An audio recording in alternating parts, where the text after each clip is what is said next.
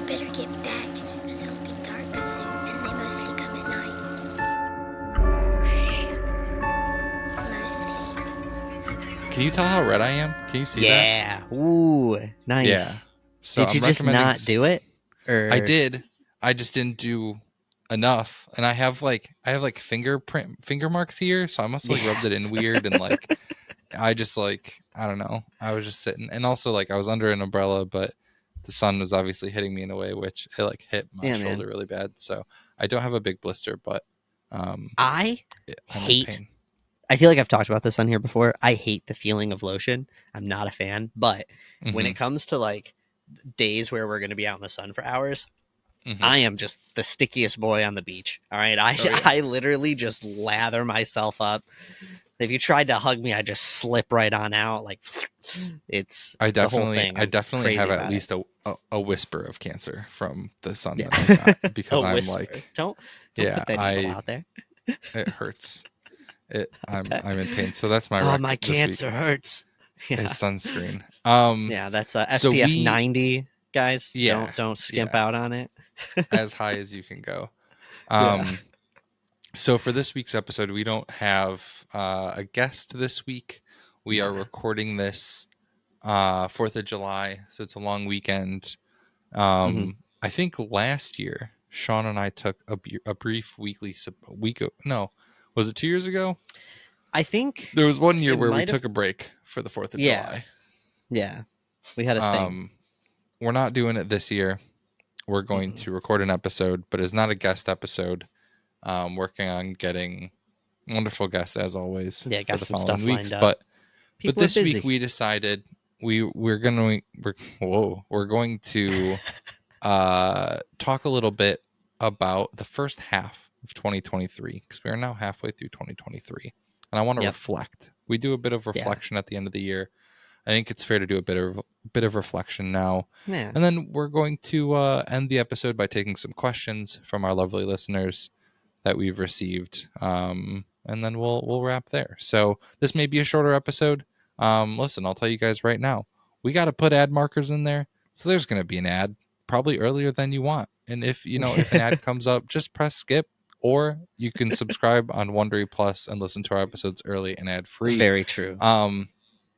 So the reason, I wanted to talk about the first half of 2023, and funnily enough, on Bloody Disgusting's website, Megan Navarro posted an article called The 10 Best Horror Movies Released in the First Half of 2023. So what I thought we could do is go through this list, and I know that there will be some films that we haven't seen, which, shame on us, we should be doing our best to watch every horror film. Absolutely right. Yeah.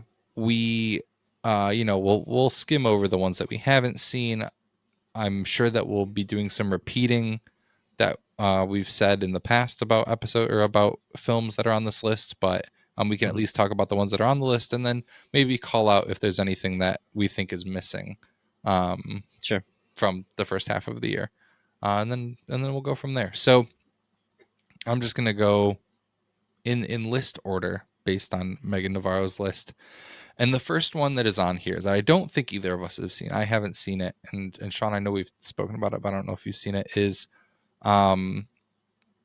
Michelle Garza Cervera's Huesera, the Bone Woman. So I haven't seen it yet, but I'm pretty sure I read about it in Fango, and I read about it in Rue Morgue, 2 different articles. Either that, or I read about it in Rue Morgue twice from one issue to the next issue. But I have not seen it yet, but I'm very interested in it. I don't know. Yeah, like what all is there new stuff about it or what?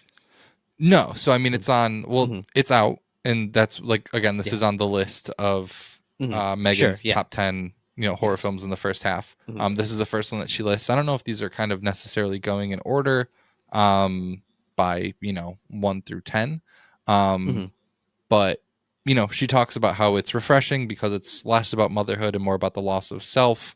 Obviously, it seems, based on the trailer, very unsettling, very pleasing to look at, and I believe it's on Shudder right now.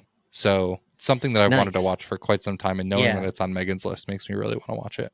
Yeah, I remember looked like it was mainly focused on like this cultural expectation to become a mother.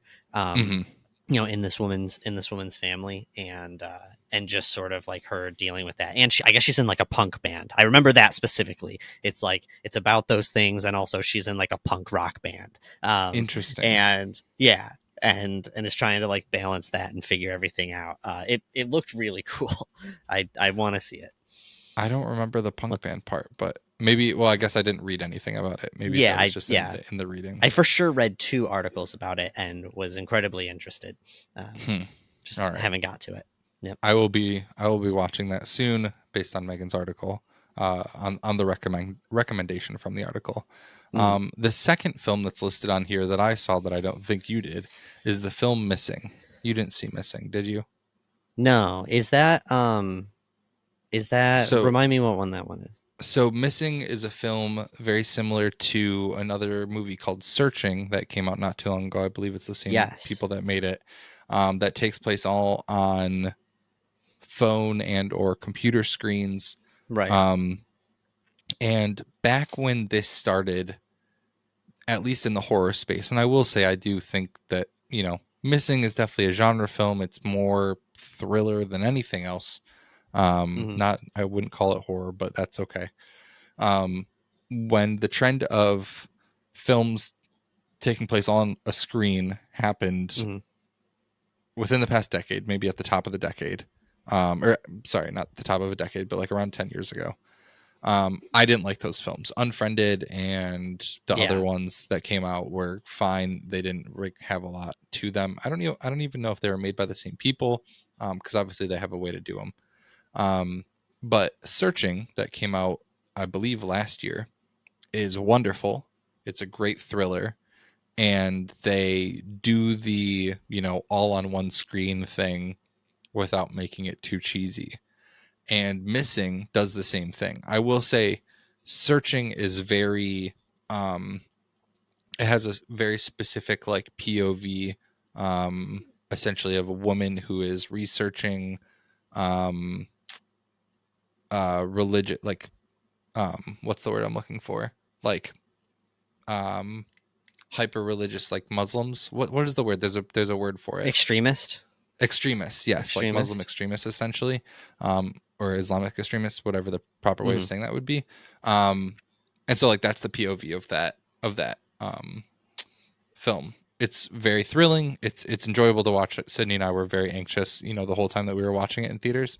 But Missing is basically this girl named June is at home while her mom goes on vacation, and her mom goes missing based on the story of the film.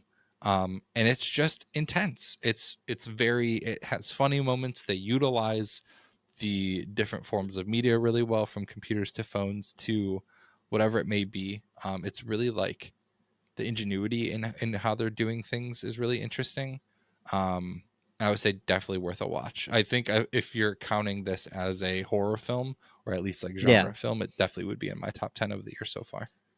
Right on. Okay, yeah, I'll have to check it out. I know that it wasn't super on my radar. I remember hearing about it, but it felt super reminiscent of Searching, I think is I will say though, the whole movie taking place on a screen like that, I wasn't really interested in it when I saw it happening in Unfriended, like you were talking about. And Searching, I thought was fun, but it's not like it left this heavy imprint on me. But there is a movie that I want to bring up, because you talking about this reminded me of it, and I don't know if you've ever talked about it. There's a movie with Elijah Wood and Sasha Grey that came out in when did that come out? I'm not seeing a date. 2014 is what I'm seeing. Okay. But it's called Open Windows, and the general premise is Elijah is a really big fan of Sasha, who's like a celebrity. I don't remember if she's like an adult star in this movie or not. I don't remember, but he's a big fan of her, and she had a contest to like meet him, and he wins it. That. Yeah, dude. I watched it in Redford. I don't remember if you were with us. But so basically he ends up getting a link to all of her stuff and is watching her through a lot of things. So the whole movie doesn't take place on a computer screen, but a lot of it does. It's a lot of windows opening and FaceTimes, and I thought it was a very creative use of that. Okay. But yeah, I do remember little that wreck coming out there. up. Yeah, I do remember that coming out, but I don't think I ever saw it. The other one that I would recommend, similar vein, I know I've talked about so much, is Host by Rob Savage. Phenomenal COVID piece that came out during like quarantine. Still need to see it. It is just, I'm a mess. I think it's just a perfect little. I think it's even like 60 minutes. Like, it's not long. A little gem. Maybe I'll just fucking say fuck it and we'll do it today. Dude, it's so fast, and it's so good. I really think you'll enjoy it. All right, Megan, what do we got next? Yeah, the next on Megan's list, and again, shout out to Bloody Disgusting and Megan Navarro for providing their list that we're going off of. We got to get Megan on the show. We honestly need to. The amount that we type in and reference her articles. We have Malum, which, as we know, is the remake or update, if you will, of Anthony DiBlasi's 2014 film The Last Shift, or just Last Shift. Reunited with the co-writer of Last Shift, basically just redoing the original narrative with a new POV.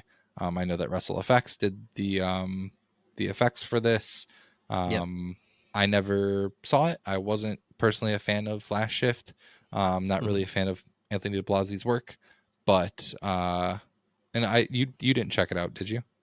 Not yet. No, it's I was really excited about it, and I think we were, when it had like first come out, when we had an opportunity to watch it, we were in talks about possibly doing an episode regarding it without giving too much, and things just kind of fell through there, so I just never got around to seeing it. I didn't avoid it, is my point.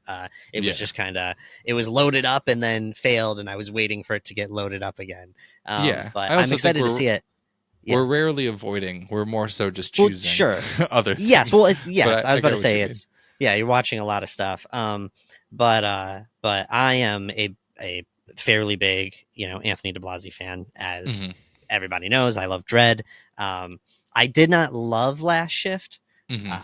Personally, I liked it, but it didn't hold a finger to Dredd for me. But Malum looked interesting, and you can definitely see the parallels even in just the little teaser that I saw in Last Shift alone. So, and I've heard nothing but good things. I'm pretty sure Chris from Under Oath was tweeting about it. And saying, I've heard good things. It was great.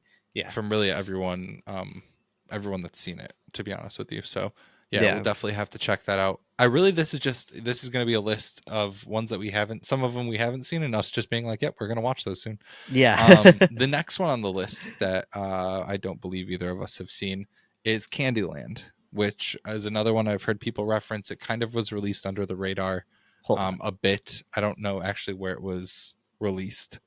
But I'll just talk. I'll read the description of this film. So, writer-director John Swab introduces a group of tight-knit sex workers dubbed lot lizards. They've lived out of the motel and spent their days chatting near the gas station, snowballs and soda in hand, between sexual encounters in bathroom stalls or truck cabs. It's this humanizing depiction and world building that bolsters a familiar setup. The dead bodies begin to accrue once all characters in the setting are thoroughly established, and it marks the tipping point from a sensitive portrayal to a grim, bloody path of broken dreams and hearts. I know that this is, from what I've heard, it's a film that portrays sex work in a very sensitive way. Not to rip that word from this description, but I've had everyone say how, I guess, respectful is another way to put it, this film is to the things that it's talking about, the topics that it's talking about. And again, another film that was released pretty under the radar. I don't think it hit theaters or anything, but that I have only heard good things about. Sure. It's, when I looked it up initially, I saw 2022 on it, but I'm assuming that's just like a limited festival run before a large whenever it was like first put out, stuff like that. You said Candyland, I got excited. I won't lie, I don't remember hearing about this one, but I got excited. When I was in fucking CCS, man, one of my projects was to take a story of some kind and turn it into something else. Like, the whole idea was to reimagine something, and I am always twisting the rules, and I was like, well, does it have to be like a narrative story, or can I take Candyland and make a dark story out of the game Candyland, and I would love to see an evil Candyland movie. So yeah, what's the plot? Like, I don't know. I don't remember enough about Candyland. Oh, yeah, well, so okay. True. You want the basic rundown? Two kids me on what Candyland is? are going. Yeah. They're trying to get to like the well, what's the name of it? They're trying to get to this castle, and they got to go through a lot of shit to get there. You got to go through like not the gumdrop buttons, the gumdrop forest or the licorice forest and gumdrop valley, and there's like this big river of melted chocolate, and there's this monster in it. If you look at the characters from the original like illustrations for Candyland, there are some iconic ones in there. I think even like a horror, an animated spooky Candyland movie would be a ton of fun if anyone out there was willing to roll. Lord Licorice. We got Grandma Lord Nut. Licorice. Yeah, bro. Grandma Nut. Somebody Nut. Butterscotch. Yeah, what's the but the guy that looks like a big piece of shit? Gloopy, I think Gloppy. I had it. Yeah, Gloppy. Yeah. Gloppy. And especially the old illustrations for them are so good, like the ones from the 90s. I think I probably saw the second or third. Yeah. Lord Licorice looks like an old school like Faustian devil character. Like, yes, that's what I'm saying. That's what I'm saying. Tell me right now. There's so much potential there to do something fun. I've always thought that. Definitely stuff there. Yeah. So Candyland, not related to the board game. Not related. One that was, again, highly regarded and on Megan's list of the top 10 next best is Chutes and Ladders. So far. Also not related. That'd be very fun.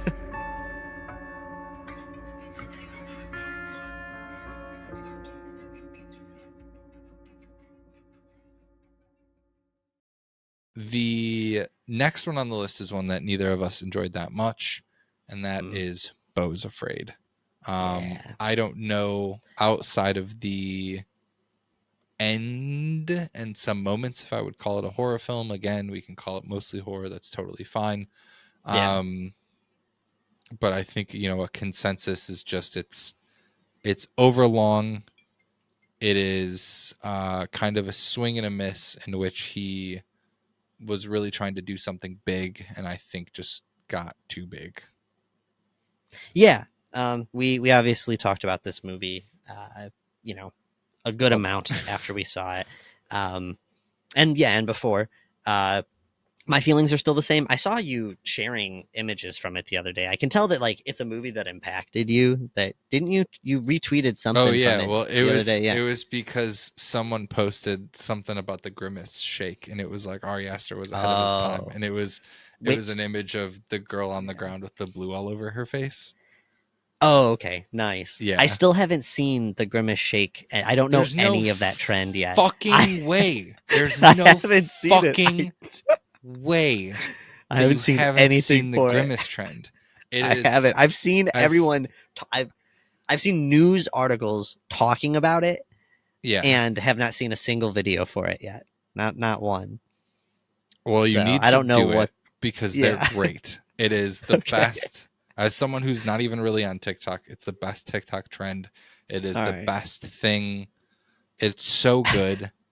And the fact, I know that McDonald's has responded to the TikTok trend, but the fact that McDonald's hasn't leaned into it, I also really wonder what the origin of the Grimace shake trend is, because I would be curious if it was like a McDonald's plant. I can't imagine that it was a McDonald's plant. But the Grimace shake trend is so funny. We've talked about it at work. It is. I know it's just big. Phenomenal. Dude, my whole feed is nothing but like horror, different horror reviews, and then the Pine Grove Shuffle, just nonstop. Which I don't know if you've seen any of that. Yeah, I don't know what that is. It's I don't even know how to describe it to you either. Well, but to me, like that's what the viral thing has been. But dude, Grimace. Shout out to Grimace. Shout out to everyone making a Grimace shake video. Because it is a horror trend, and they are just keeping horror alive with the Grimace shake video. All right. Okay. All right. Next, also my camera is like fucking buggy. I need to be in focus. Yeah. Oh yeah. You look like shit. Next on the list is another film that we both didn't love. Evil Dead Rise. Yeah. Which, again, it's now available to stream. Yeah, something that we've spoken about. Yeah, can stream both of those films. You can stream and purchase. Another one for me that I was expecting. Like, it was so interesting to like think that I was going into a film that was gonna just fuck me up and like something I wasn't gonna like because of how uncomfortable it was gonna make me, and be completely unmoved. I was about to say, the fact that you didn't flinch in Evil Dead Rise is my exact point about what I don't love about it. You know what I mean? It was just it was Evil Dead light, Yeah. It was Evil Dead. So I'm trying to think of something that rhymes with Rise that would make it more similar to how we feel about it. I don't know. It's okay. Sean Evil Dead cries because he was let down by a movie he was excited for. That's what I was thinking. Next on the list is a film that I haven't really seen been called horror, but I think this is more just genre films. But I have heard a lot about this, is the film Sisu, which is made by the team that's behind the John Wick films. This is essentially has been called Nazi killing John Wick. It looks, which I'm all about. Yeah, it looks beautifully done. Again, another one that we haven't seen. But I believe everyone's saying that it is as good as it says that it is, as good as they say that it is, because it just looks wonderful, like very crowd pleasing. So I'm excited for that one. Still haven't gotten to see it yet. I remember they played a trailer for it in front of something that we saw, John Wick. But other than then, it had it was right before John Wick. But then I haven't seen anything about it since, really. So I kind of forgot. But I need to watch it. I think right now we could all use a little Nazi killing, I need every day of the week. Yeah, I could use Nazi killing in Days That End with Y. Next on the list, as we get closer to the end, is another film that it's still in theaters, so I won't harp on us not seeing it. But a film that we've known about for quite some time called The Blackening. Yes, it is directed by Tim Story and co-written by Tracy Oliver. Essentially, it is a film that skewers genre tropes about a group of Black friends who reunite for a Juneteenth weekend getaway and are in a remote cabin, and a horror film happens.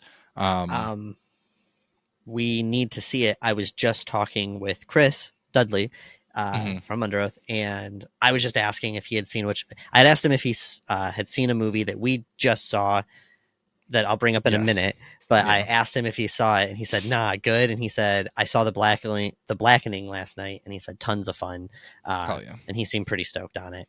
So yeah, I mean, it made, oh God, I'm not going to get the figure right. I want to say that it made 3 times its budget in the opening weekend. That could be incorrect. Okay. I'm pretty sure it made at least over its budget in the opening weekend. Again, there's an audience for small original horror. I really fucking hope that these, like, I want every filmmaker to succeed, and I don't want anyone's films to flop. But I hope that these superhero films fucking tanking and them spending so much money on these superhero films and then not making a fraction of it, not even making the marketing budget back. I hope that really just like tweaks, people's brains to see the sort of movies that they should be able to make for less money. Yeah, it's tough. It's tough because I'm not like, we've talked about this a little bit. I'm not hoping for the fall of superhero movies on principle. It's just they haven't been what they were, like the quality has gone down, and we're getting too much of it. So it's like, I wish that we could have both. I wish that, it wasn't, I don't know. It sucks that everything impacts everything. And I don't know. I have a complicated feeling on the superhero thing. But I get what you're saying, and it would be cool to see. Obviously, it's always cool to see smaller movies and not these like major blockbuster things, which lately has just been Marvel movies do well. And so, and these Marvel films are fucking tanking. Like, You know, well, right. Not even Marvel. For a reason. DC tanked and Ant-Man tanked, and yeah. I mean, I don't know. 2 more left on the list. Again, shout out to Megan Navarro. One that you've seen and I have not seen is Infinity Pool. Yeah. So I can talk about that. What is she giving her like opinions on these? Is not what she say about necessarily. You know, she kind of just gives an overview. I mean, here I'll read it. Writer-director Brandon Cronenberg returns to the deep well of surreal, grotesque sci-fi horror for his latest. It sees James Foster thrown into the deep end of depravity when fellow affluent tourists teach him a loophole to avoid punishment for crimes. Yeah. It's not the shocking escalation or Cronenberg's approach that keeps Infinity Pool so engaging and occasionally repulsive, but the committed performances by Skarsgård and co-star Mia Goth. There's more, but I think that does a good job of summarizing. So, I know that I talked about this a little bit, but we're recapping. That's what this is. This is the you know what this makes me think of right now? This makes me think of the 100th episode in a sitcom or whatever, when they set up a general premise to flashback to just like, remember when that 10-second moments. Yeah. And it's just like all of this, it's this compilation of funny moments. But so Infinity Pool, you need to see it because I'm incredibly curious what you will think about it. I honestly imagine I'm in the mood to knock. I've been in a movie mood, like, which obviously we always should be, but like, right. I've been in a movie mood recently and have been watching a lot more. Also just beat the video game I was playing. So I really think I'm gonna like take down a number of these. Nice. In like watch them. Well, you have to tell all of us what you think of Infinity Pool when it comes out. I don't remember. I'm just gonna tell you now what I think of it. It's definitely Cronenberg's kid. Like you can tell. It's dripping Cronenberg. But I don't know. It had interesting stuff. The masks were really fucking cool. I didn't even know. Like I went into this movie really blind. I had seen nothing, and they had people wearing the mask in white suits, standing in front of our like the actual theater as we're walking in. So that was fun. There's definitely cool visuals, but it's one of those ones that it just doesn't tie itself together for me. But Mia is astounding. As always. Mia Goth is just a fucking nut. There's no other way to put it. She's absolutely insane and leaves it all on the table every time. So if for no other reason, everybody should check out this movie for Mask and for the amazing Mia Goth. Hell yeah. Yeah, I plan on watching it soon. The last one on this list, I don't think we even have to talk about. We've talked about it so many times, including 2 episodes ago. Scream 6. Yeah. It's fucking killer. It's great. I think out of films that came out from the beginning of the year to June 30th, not including things that we were able to see that aren't out yet, I think it's the best horror film of the year, in my opinion. I don't think there's a better horror film that has come out this year. And story. I would agree. Scream 6 is killer. It's my second favorite in the franchise. I think that's really like locked its place in for me. If you haven't seen it yet, what are you doing?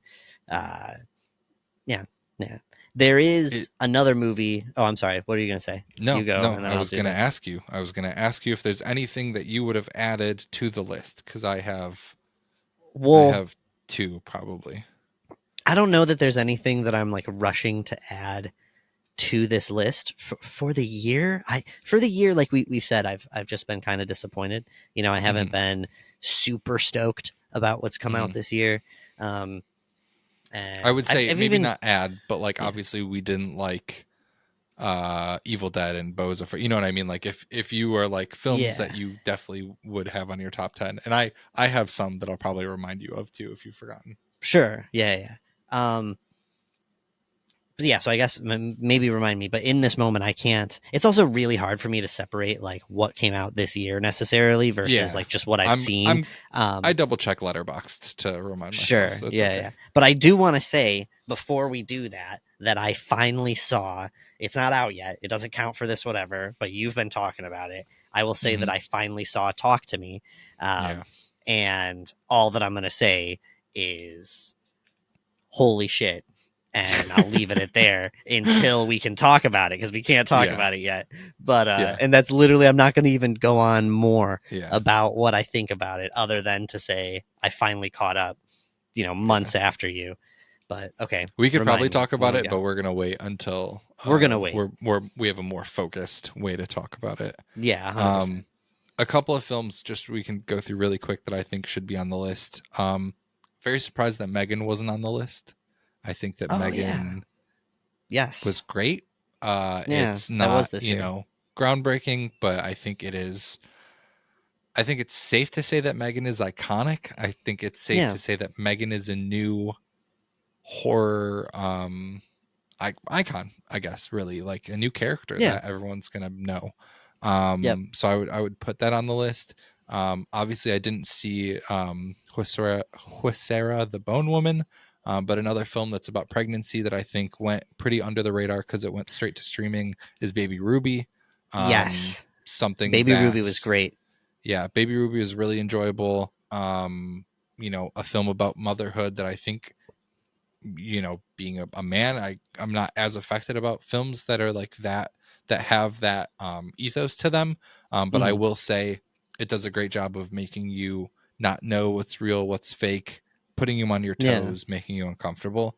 And also Chelsea, who edits this podcast, worked on that. So wanted to shout out Baby Ruby. Yeah, Baby Ruby is cool. It was great. And also, I mean, yes, obviously we are cis straight white dudes, and so it's not our story by any means, but I think it was a very interesting way to vicariously look at some of the tough things about that reality, you know what I mean, about pregnancy and motherhood and just dealing with being a mom, having a child. Having a child is really more the other one that if Sisu's on this list and if Sisu and Missing are on this list, one that I would put on this list for sure is Cocaine Bear. Again, it's gonna fall under that umbrella of mostly horror, but Cocaine Bear fucking rules. And would definitely be on my top 10 list if I had to make it. If probably Sharknado, of films that have came out. Yes, absolutely. If Sharknado is allowed to be called, a horror movie, then Cocaine Bear is absolutely a horror movie. Yeah. That's Scary Bear. So that's Scary Bear. That's Scary Bear. Yeah. Loved Cocaine Bear. Cocaine Bear was so good. So thank you guys for listening to our recap of the first half of the year. We will do a full recap of the year when we get to the end in our mostly horror spooktacular or whatever the fuck, Spook 'em Scare 'em probably Awards. Bring Spook 'em Scare 'em Awards. Probably bring a friend on to hang out. So we'll do that at the end of the year to recap the whole year, but we want to jump to some listener submitted questions to kind of round things out, and then I actually do have a rec that we can end with. If you have a rec, that's fine. Do you want me to go first? Do you want to go first? I know you had a question. Do you want to start off with the easier one? Or... All right. Well, I mean, so I have one. It's pretty straightforward. I feel like we've talked about it a bit, but in the spirit of recapping, I'll pose it to you, and I'm just curious what your initial response is going to be. But we were asked by let me get their name by Jason the Ghost. Ask, what's your favorite Hellraiser movie? And your face automatically is interesting. What's your favorite Hellraiser movie, Steve? What's your thoughts on Hellraiser? So I've only seen the first and the remake. Got you. Yeah. I think that the first Hellraiser movie, I thought it was interesting. Chelsea, can you put the clip from I Think You Should Leave where he says, I thought it was interesting? I thought it was interesting. I thought it was interesting. I think that I probably like it more than, if we're looking at the big three, Michael Myers, Jason, Freddy, I probably like Pinhead more than more than Jason and Michael. Just in the whole sense of like them as killers.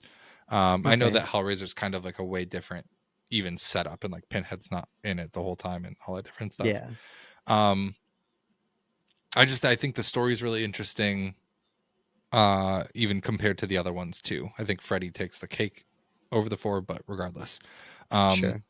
I frankly leaning towards liking newer movies more sometimes. Yeah. Liked the remake more. Mhm. I think that the remake was great. I love Bruckner.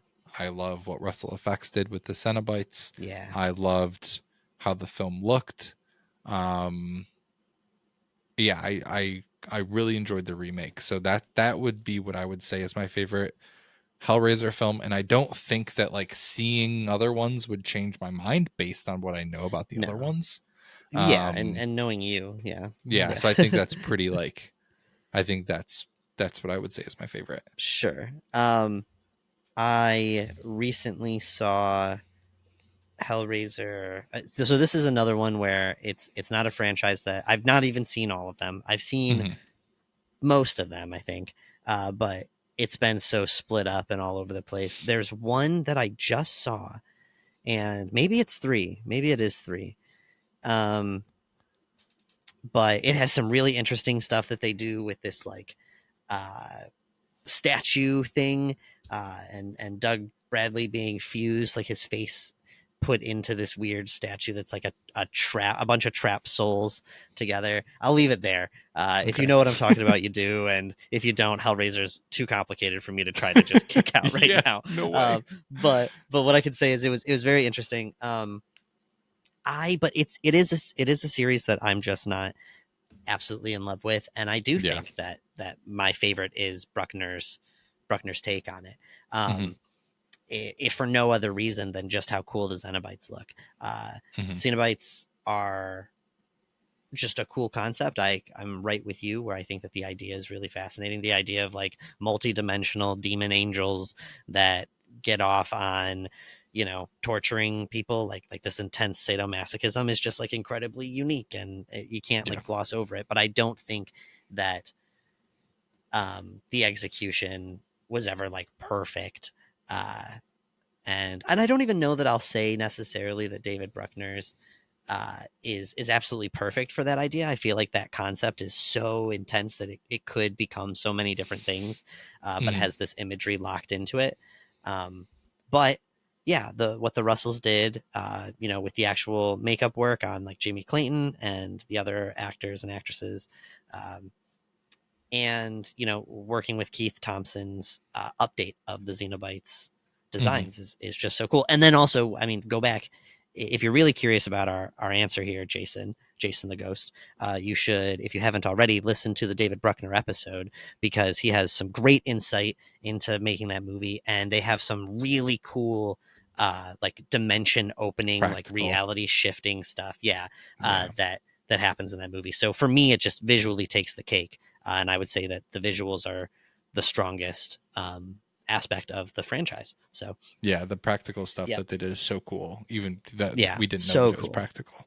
Yeah. I would also say honorable mention would go to The Hellbound Heart. I think after listening listening to the novella in preparation for our interview and watching the second film, I would say that I liked the book more than I enjoyed Hellraiser 1, which is essentially The Hellbound Heart. Sure. So yeah, those are our favorites. Jason that is our answer, Jason the Ghost.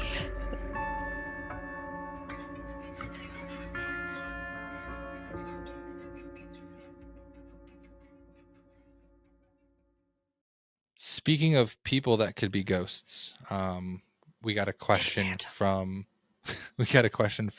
that's really funny because that's gonna come up in a minute. Really? Got a question from Kindergeist Pod. Shout out to Kindergeist, Xanthi and Zakia. You guys what's up, guys? Great question. If you both died and came back as a supernatural creature, what would you be? This is so hard. And it's hard because it feels like open, really open. Yeah. I can just come back as any supernatural creature, opening it up to like mythology potentially. Yeah, that's what I was thinking too. Yeah, I don't. It's a hard one. Yeah, I need a minute. Well, I've always had, all right, I'm going to start with this is not my answer, but I'm going to say I've always had like a weird thing for werewolves. I talk about loving werewolves on the show. That would be a ton of fun, I think, to be able to still be human, but sometimes go full beast. And I know that like practically it would actually be really stressful and probably really painful, but also, I don't know, the idea of being just like a giant, like just through the fucking woods one night sounds kind of cool. There's a coolness there. But dude, I want to be a sea monster or something, man. I think I want to be some like Nessie or even like not Cthulhu, but like yeah, that would just be so cool to be. Can I just say kaiju? General kaiju. Yeah, like the idea of just like lurking in the deep and coming up and destroying a city or something sounds. At that point, if I'm coming back, it's all bets are off, man. I'm coming back. You don't give a shit about wreaking some havoc. Yeah. Yeah, you just I did my time. Go to town. No, that makes sense. Yeah, what's your answer? I really, it's tough. Like supernatural creature, like I would like to be able to change into things. I think would be cool, and I can't really put my finger on something that could like do that. What are some good like fly? Like I want to be able to fly. Flying, I was thinking about that too. I feel like flying would be just so cool. And I'm like, all right, Mothman, I guess, is a flying creature. Yeah, okay. Would you want the humanoid thing? Or would you be down to be like a fucking Pegasus? Just a stallion of the sky? Just like... I don't know if I want to be a Pegasus. I think I would want to be humanoid. Okay. I guess I don't know. You know, I'm going to introduce another idea here. We just got out of watching Howl's Moving Castle. Gonna spoil my rec screening for this of week. Quick really? Rec for this week. Howl's Moving Castle. Yeah, fair. All right, I support that rec. But we just got out of watching that, and it makes me think of Princess Mononoke, which is probably my favorite Studio Ghibli film that I've seen so far. But dude, the like river or like the forest god in that, like that would be kind of cool. Like a deer like forest god thing. Yeah. And everywhere I walk, stuff grows and dies instantly. Like that's cool. That would be sick. Let me lurk in the forest forever. I think before when we had Sinclair on, Megan Sinclair on, I talked about being Pan. I don't know, being like a forest dweller creature would be cool too. All right, sorry, I'm just throwing ideas. No, out it's there. fine. I didn't. Yeah, and I mean, you didn't see these questions, but I have had them for a while, and I don't know. I really don't. I'm gonna say Mothman because I want to fly and I want to be humanoid. And you want to tear down bridges? Yeah. I mean, Steve never saw a bridge he liked ever. No. Burn through the ditches and bridges. Through the ditches and burn through the bridges. And now I'm fucking Mothman. I'm Steve Goldberg. Yep. That one. That was it. So yeah, thank you, Kindergeist, for that question. Next question is from Aaliyah J 93. And we talk a lot about musical theater and theater in general on this show. Just saw Life of Pi a couple nights ago. That by the time this episode comes out, will only be on Broadway for another couple weeks. So if you're listening, go watch Life of Pi if you're in the tri-state area. But her question was thoughts on the Beetlejuice musical. So I will say Beetlejuice was on Broadway for a while. It was at the Winter Garden, and then it moved over to another theater post-COVID. It is now closed, but it has been on tour. It got very, very, very popular, even more popular post-COVID, and is having quite a long tour, I believe. So if that's in your area, definitely go see it. I'll say I loved it. I think it's really theater. I mean, just like films, to be honest with you, theater is really interesting when it's an adaptation. I think, as opposed to films that are normally novel to film, you get adaptations for musicals that tend to be film to musical, or in the case of Little Shop of Horror, musical to film. But I think that you have a lot to play with. I think that you also have a similar runtime, which can be very interesting.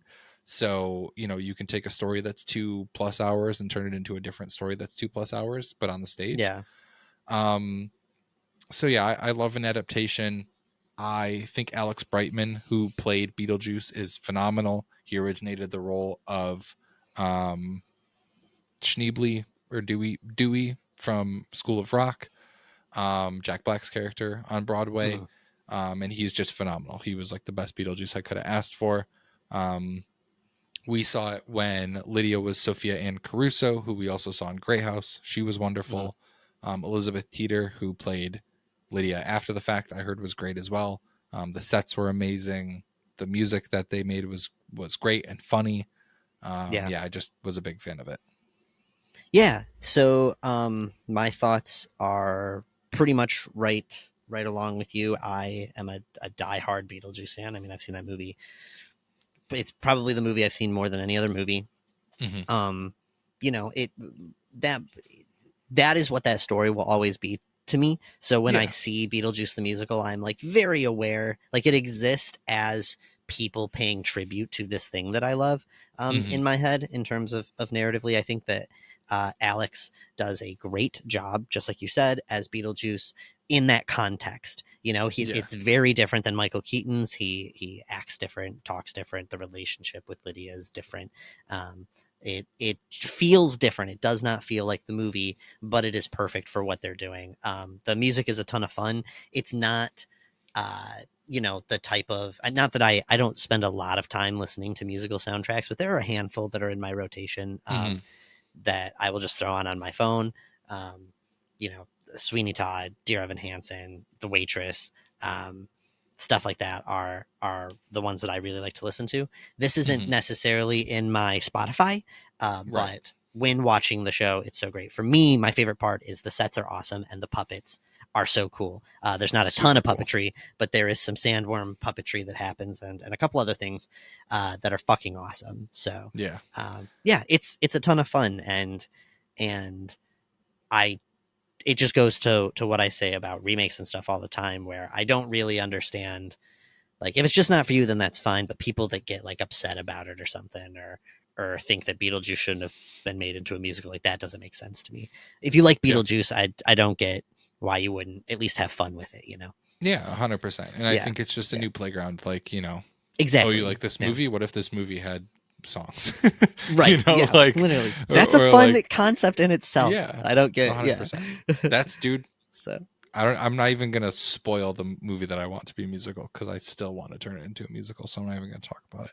All right. But there's a movie out there that I just think could be such a good musical. Anyways, wrapping up this question segment, I'm gonna add one last question, and the question is, what were your top 5 cartoons as a kid that are horror adjacent? So, I mean, this is certainly a recap because I feel like scattered throughout, we've touched on this a lot. Scariest childhood media and different games we've played and just moments. But to have it in one concise thing, what should we go? Like, how do you want to do it? Should I give you like one and then you give me one, or like no? One give for me your one? List, because I think our list, and as you're saying things, we can both talk about them. Like okay, if they're both on our lists.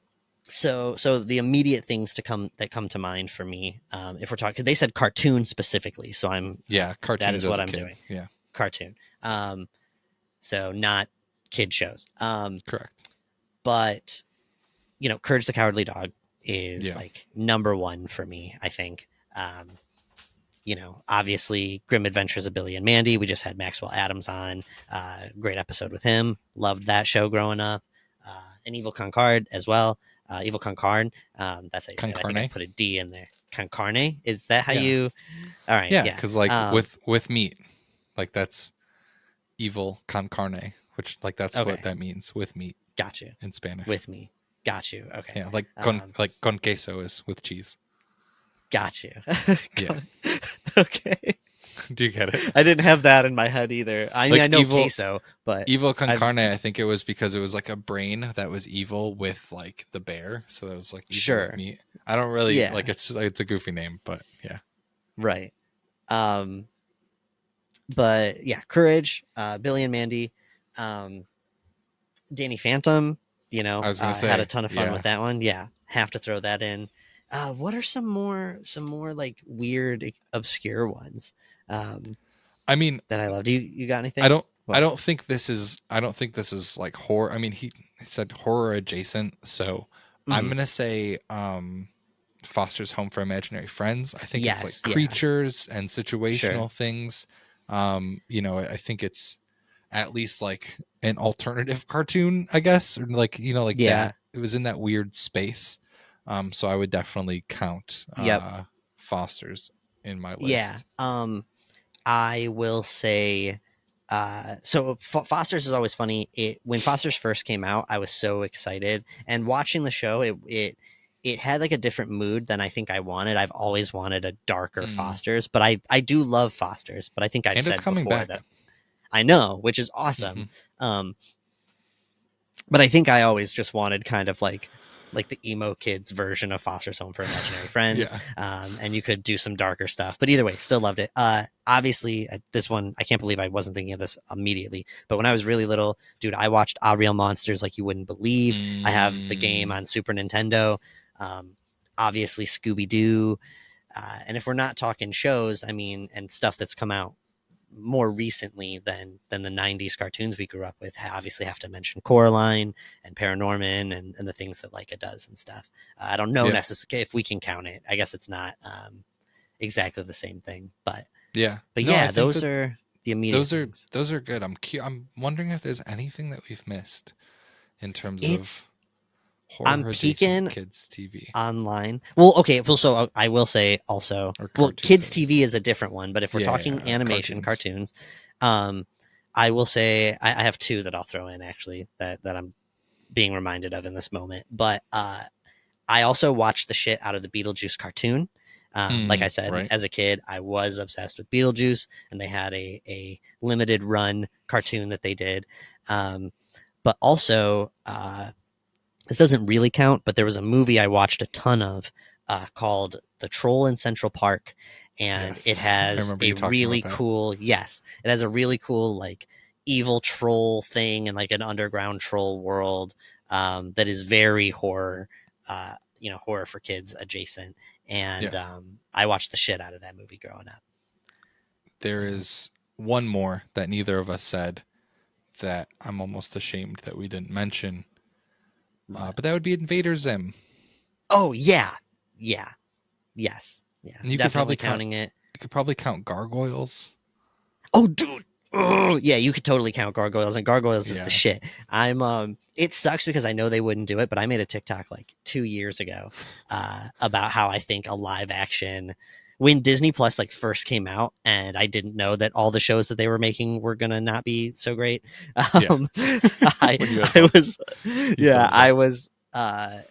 I pitched the idea of them doing a live action Gargoyles series, and I know it wouldn't be good if they ever did it, but god damn it, it would be so cool if it could. If they could do it right, that would be so fun.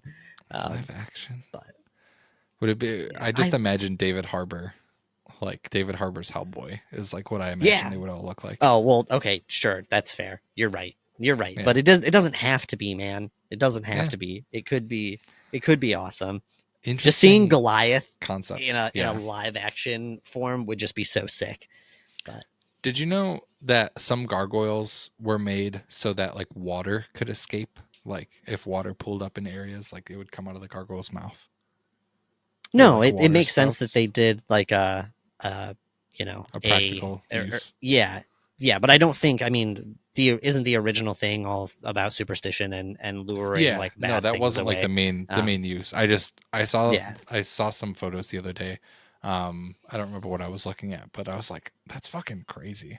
Imagine if you know how like old plumbing, like you would like poop and it would fall down and then it would like come out of like a hole in the side of the castle. What if they put gargoyles, but like for that?